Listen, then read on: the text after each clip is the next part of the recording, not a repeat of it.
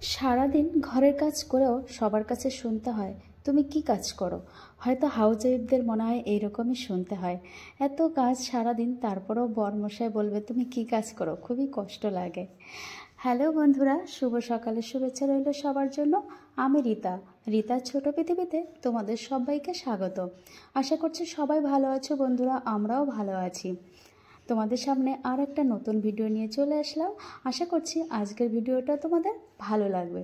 তো চলো বন্ধুরা, তোমরা দেখতে থাকো। প্রিয় বন্ধুরা, সকালে ঘুম থেকে উঠে ছাদে গেছি, দেখছি চারিপাশে প্রচুর মেঘ হয়েছে, সেই সঙ্গে দূরে গম গম আওয়াজ হচ্ছে, মানে বাজ পড়ার আওয়াজ হচ্ছে, কিন্তু আমাদের এখানে তখন বৃষ্টি হয়নি। আমি ছাদ থেকে যখন নিচে আসি, মানে দোতলায় এসেছি, দেখলাম ঝমঝম করে বৃষ্টি শুরু হয়ে গেছে। তখন না মনটা খারাপ হয়ে গেছে, কেননা সকালে ঘুম থেকে উঠে যদি বৃষ্টি থাকে না, কোনো কাজেই মন বসে না, ভালোই লাগে না কোনো কাজ করতে। তারপরে দেখো, দোতলা থেকে নিচে এসে এখন ঘরের কাজগুলো কমপ্লিট করছি। সকালে তো আমার থালা বাসন ধোয়া থাকে, আর সেটা কলপারে হয়, আর বৃষ্টি হলে না আমার খুবই অসুবিধা হয়, তাই জন্য থালা বাসনগুলো বের করে দিয়ে ঘরটা ঝাড় দিয়ে নিচ্ছি। কবে যে এই পচা ওয়েদার থেকে মুক্তি পাবো বুঝতেই পারছি না। একভাবে প্রতিদিনই বৃষ্টি হচ্ছে, প্রতিদিন। মানে ভাবছি আজকে ঘরটা পরিষ্কার করব, মানে ঘর মোছাটা হচ্ছেই না। কেন বলো তো বন্ধুরা, প্রতিদিন যেহেতু বৃষ্টি হচ্ছে, তাই ঘর মধ্যে না সাথে সাথে ভাব হচ্ছে, আর তার জন্য না ঘরটা ঠিকঠাক মুছতে পারছি না। তো ঘর মুছতে পারছি, কিন্তু মুছলে না ঘরের যে ভিজে ভিজে ভাব সেটাই হয়ে যায়, ওই জন্য ঘর আর মোছা হচ্ছে না। কিন্তু ভাবলাম আজকে হয়তো ওয়েদারটা ভালো হবে, কিছু জামা কাপড়ও জমে গেছে, মানে ওয়েদার খারাপের জন্য, বৃষ্টির জন্য আমি জামা কাপড়ও ঠিকঠাক ধুচ্ছি না, যতটা না ধুলে হবে না ততটাই ধুচ্ছি। তো কিছু জামা কাপড়ও জমে গেছে, ভাবছি আজকে ধোবো, ঘর দুয়ার আজকে মুছবো, কিন্তু ওয়েদার এত খারাপ, কিছুই করতে পারছি না। আর এদিকে ঘুম থেকে উঠেই তো বৃষ্টি শুরু হলো, জানি না আজকে সারাদিন বৃষ্টি হবে কিনা, কিন্তু ভেবেই নিয়েছি আজকে জামা কাপড়গুলো কেচেই দেবো, তা নাহলে হবে না। তো ঘর দুয়ার ঝাড় দিতে দিতে বন্ধুরা বৃষ্টিটা একটু থেমেছিল। তো তারপরে যে থালা বাসনগুলো ধুয়ে আমি চলে এসেছি ঘরে, আর দেখো মানে একটু জল পড়েছে, তা সেটা মুছছি, তা মোছাই হচ্ছে না, ওখানে স্যাঁতস্যাঁতে সাথে হয়েই যাচ্ছে। তো ঘরটা পরিষ্কার করলাম, ঘরের সামনেটাও পরিষ্কার করেছি, থালা বাসনও ধুয়ে নিয়েছি। আর ছেলেকে বারবার ঘুম থেকে ডাকছি, কিন্তু ও এখনও ঘুম থেকে ওঠেনি, কারণ আজকে সকালে, মানে আজকে যেহেতু বুধবার, তাই সকালে ওর পড়াই নেই। তো তাই বলছে মা একটু দেরি করেই উঠবো। তো ঠিক আছে, দেরি করে উঠবে, ওই জন্য আমি ডাকছি না। আর এখন 6:30 বাজে, তো 7টা নাগাদও উঠে যাবে। তো আজকে ওর একটা প্রজেক্টও আছে, প্রজেক্টটা করবে ঘুম থেকে উঠেই, কিন্তু বলছে মা আমি 7টার সময় উঠবো, তবে তার আগে আমাকে ডেকো না, আমি ঠিক টাইম মতো উঠে যাব। তাই ওই জন্য আমি আর ডাকছি না। তো ঘরের কাজ সেরে দেখো বন্ধুরা, আমি দাঁত মেজে এই যে রুমে চলে এসেছি। আর তোমরা তো জানো আমার থাইরয়েডের ওষুধ সকালেই চলে, তো সেটা আমি খেয়ে নিয়েছি, আর ফ্রেশ হয়েও নিলাম। তো ফ্রেশ হওয়ার পরে আমি ওর কাছে যাব। তো তার আগে দেখলাম ও ঘুম থেকে উঠে গেছে, উঠে ও ফ্রেশ হওয়ার জন্য রেডি হচ্ছে, মানে বাথরুমে গেছে। আর এদিকে আমি জামা কাপড় চেঞ্জ করে ভাবছি আজকে চুলটা ছেড়ে দেবো, কিন্তু আমি চুল কখনো ছেড়ে থাকতে পারি না, মানে গরম হোক ঠান্ডা হোক শীত যখনই হোক না কেন, আমি চুল ছেড়ে কখনো বাড়িতে কোনো কাজই করতে পারি না। তাই সবসময় আমার চুলের স্টাইল হচ্ছে উঁচু করে বাঁধা, মানে মাথার উপরে একটা ঝুঁটো করে বেঁধে রাখা, এটাই আমার স্টাইল। তো ছেলে নিচে এসে রেডি টেডি হয়ে খাওয়া দাওয়া করে, মানে খাওয়া দাওয়া বলতে সকালে ছাতু খায় আর যে ফ্রুট দিই ওইগুলো খেয়ে ও পড়তে বসে গেছে, মানে পড়তে নয়, এখন একটা আর্ট পেপারে ম্যাপ আঁকবে, তাই ও উপরে গেছে। আর এদিকে আমি শাশুড়ি মাকে সব কিছু গুছিয়ে দিয়ে রান্নাবান্না বসিয়ে দিতে বলেছি। আমি যাব এখন একটু বাজারে বন্ধুরা, বাজারেও যাব, সেই সঙ্গে আমার কিছু ওষুধ অর্ডার করা আছে, সে ওষুধ দোকানে এসেছে, ওটাই আনার জন্য যাব। কিন্তু বাইরে তো বৃষ্টি একটু একটু ঝিরিঝিরি হচ্ছে, এই আর কি। তো বাজার থেকে বাড়িতে এসে দেখলাম রোদ, মানে রোদ হয়ে উঠেছে একটুখানি, তাই তাড়াতাড়ি করে ঘরে যে জামা কাপড় ছিল সব রোদে মেলে দিয়েছি। তো রোদে মেলে নিচে আসে, যখনই আমি দোতলায় ঢুকলাম আমার কান্না পেয়ে গেছে বন্ধুরা, কি বলবো। ছেলেটা আমার আর্ট করতে গিয়ে সারা ঘর কালার করে ফেলেছে। তো কিছু করার নেই, ওকে সব গুছিয়ে টুচিয়ে খাওয়া দাওয়া করিয়ে স্কুলে পাঠিয়ে দিয়েছি। আর এই যে আমরা সকালের খাবার খাচ্ছি, আর বাইরে থেকে যে জিনিস কিনে নিয়ে এসছি আমি, সবজি মাছ, সেগুলো এখন গুছিয়ে রাখবো। তো তার আগে থালা বাসনগুলো একটু ধুয়ে নিয়েছি। তো সব পরিষ্কার পরিচ্ছন্ন করে এই যে মাছটাও পরিষ্কার করে নিয়েছি বন্ধুরা, আজকে রুই মাছ আর কই মাছ নিয়ে এসছি, আর সে সঙ্গে অনেক সবজি নিয়ে এসছি। কিন্তু সবজির যা দাম কি বলবো, তাছাড়া দাম হলেও না খেতে তো হবেই, তাই জন্য মানে বেশ কিছু সবজি নিয়ে এসেছি যাতে তাড়াতাড়ি আর বাজারে যেতে না হয়, মানে এই সপ্তাহে আর বাজারে যাবো না সেটাই মন স্থির করে নিয়ে এসেছি। মাছ ঘরে ফ্রিজে মাছ আছে, তা সত্ত্বেও মাছ আমি নিয়ে এসেছি যে রোজ দিন তো বাজারে যাওয়া সম্ভব হয় না। আর এদিকে না প্রতিদিন বাজার ঘাট করাটাও সম্ভব হচ্ছে না, খুবই কষ্ট হয়ে যাচ্ছে। আর তাছাড়া জামা কাপড় এত জমছে, বাইরে যেটা পরে যাচ্ছে সেটাই বাড়িতে এসে ধুতে হচ্ছে, এই হচ্ছে অবস্থা। তো মাছগুলো ফ্রিজে রেখে দিয়েছি, যেহেতু সকালে আমাদের রান্না হয়ে গেছে। আজকে সকালে যেমন ভেন্ডি ভাজা হয়েছে, তারপরে পুঁই শাক দিয়ে মাছের ঝোল হয়েছে, কলা আলু দিয়ে মাছের ঝোল হয়েছে, তারপরে ওকে কী বলে ভোলা মাছ ভুনা হয়ে গেছে। মানে সকালে যা রান্না করার আমাদের সারাদিনের রান্না কমপ্লিট হয়ে গেছে। তাই এখন যেগুলো বাজার থেকে আমি এনেছি সব কিছুই আমি গুছিয়ে ফ্রিজে রেখে দিচ্ছি। তারপরে বন্ধুরা ঘরটা পুরো ঝাড় দিয়ে নিয়েছি, মুছি আর নি, ঝাড় দিয়ে এই যে আমি ঘরের সামনেটা পরিষ্কার করে নিচ্ছি। কারণ ছেলে বাইরে যখন যায় না, আর আমরা যখন বাইরে যাই ঘরে ওঠার সময় ওখানে না বালি বালি কাদা কাদা এই টাইপের নোংরা হয়ে যায়, তাই জন্য এই জায়গাটা একটু ধুয়ে পরিষ্কার করে মুছে নিচ্ছি। আর এদিকে এখন ঘরেতে কেউ নেই, আর আমার তো রান্না বান্নার পর্ব হয়ে গেছে, সব পরিষ্কার। এখন শুধু ঘরের কাজটা করে তারপরে আবার আমাকে চান করতে হবে। এদিকে জামা কাপড় তো কি বলবো, বাইরে যেটা যায় সেইটাও ধুতে হবে, তাই জন্য এই করে করে না অনেক জামা কাপড় জমে গেছে, তো সেগুলোও ধোবো। তাই দোতলায় এসেছি, দোতলায় এসে না মানে আমার বেশি কষ্ট লেগেছে যে এত সুন্দর করে আমি গুছিয়ে রাখি ঘরটা, সেখানে সেই ঘরটার কি অবস্থা করেছে।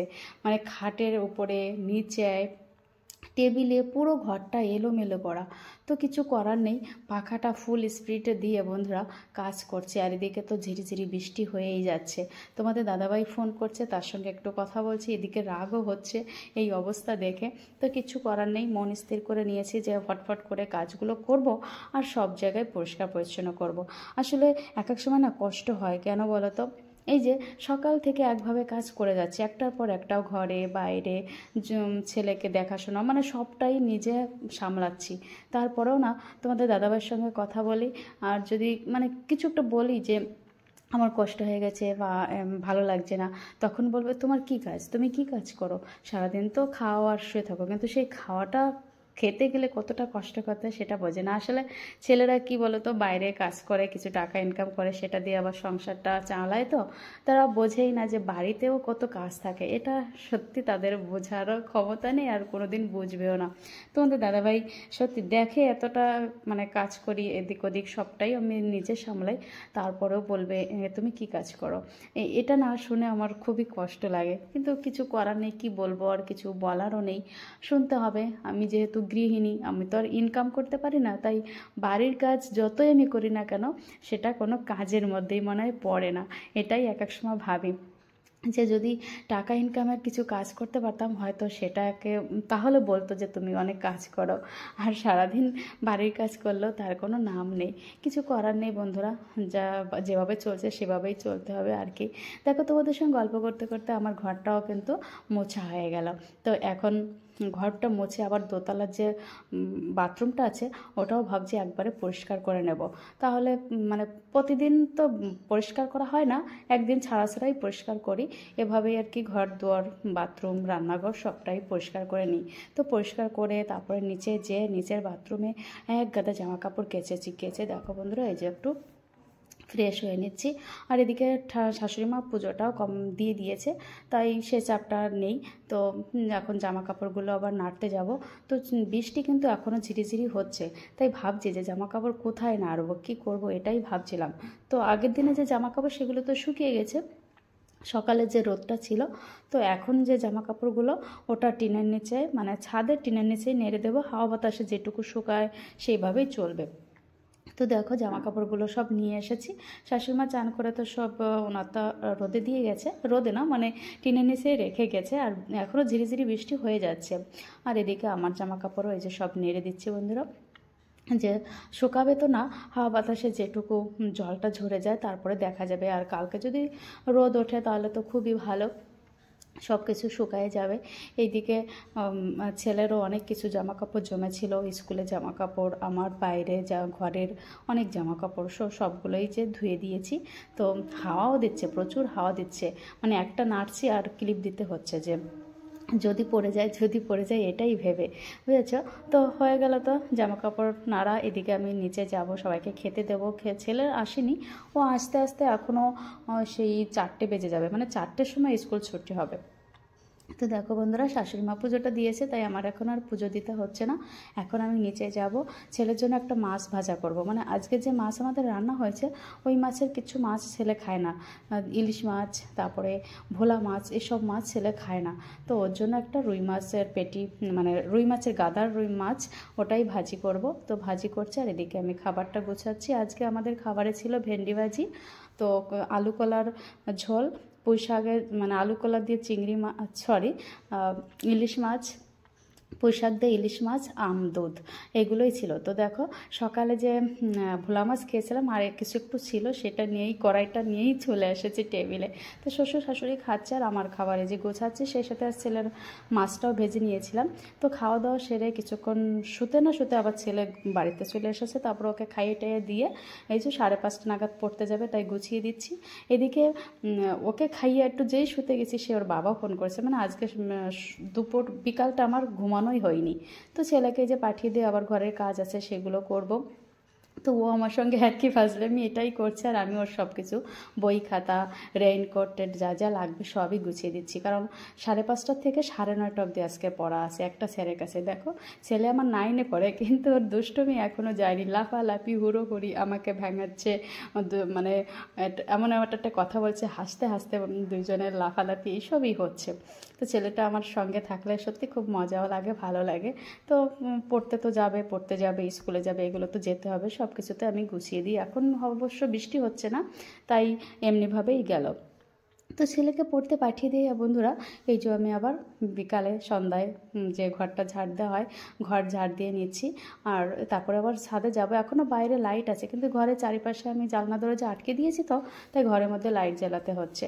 আর যে থালা বাসনগুলো দুপুরে ধুয়েছিলাম, সেগুলো এই যে গুছিয়ে রাখছি। আসলে এগুলো তো আমাদের করতে হয়, একটার পর একটা কিন্তু কাজ সাজানো থাকে, সেটা আমরা করে থাকি, অথচ কারো চোখে সেটা পড়ে না যে এটা, মানে এটা হয়তো কেউ বোঝে না যে বাড়ির কাজ কোনো কাজই না। তো আজকে 2 রকমের তেল এনেছে, চাল, আতপ চাল, এগুলো এনেছিল, আর সেগুলো এই যে গুছিয়ে রাখছি বন্ধুরা। আতপ চালটা এমনিভাবে রাখলে না পোকামাকড় হয়ে যায়। যদি আমি বোতলে রেখে দিই, যে প্লাস্টিকের বোতলে, তাহলে কিন্তু খুবই ভালো থাকে। আর আতপ চালটা অনেক সময় পিঠে, তারপরে বড়া বানাতে, চালের গুঁড়ো করার জন্যই আতপ চালটা কিনে আনা হয় আলাদা করে, খিচুড়ির করা হয়, তাই জন্যই আলাদা করে কিনে আনা হয়েছে। তো নিচের কাজগুলো সব আমার প্রায় করা হয়ে গেছে। মানে বিকালের সন্ধ্যায় যে কাজগুলো থাকে, ঘরের গোছানো টোছানো, ঝাড় দেওয়া, বাসন তোলা, সব কাজগুলো আমার হয়ে গেছে। চালটা তুললেই আমার হয়ে যাবে। তো ভেবেছিলাম চালটা এই বোতলে ধরবে না, কিন্তু ধরে গেছে বন্ধুরা। 2 কিলো চাল আর 2 লিটারের বোতলে সেটা ধরে গেছে। তারপরে যে ছাদে এসে বন্ধুরা, এখন বিকালের বৃষ্টি হচ্ছে না, তাই বিকালে ছাদে একটু ঘুরছি। আজকে অনেক দিন পরে বিকালে ছাদে ঘুরছি, কারণ বৃষ্টি হচ্ছে না জন্য।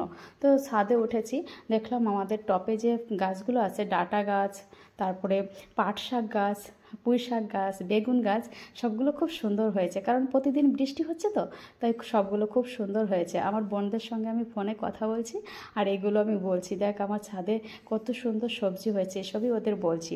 আর দেখো বন্ধুরা, আমার বাড়ির কাছে যেহেতু ট্রেন লাইন, ওই যে ট্রেন যাচ্ছে দেখা যাচ্ছে গাছের ফাঁকা ফোঁকতে, আর সব গাছগুলো কত সুন্দর হয়েছে।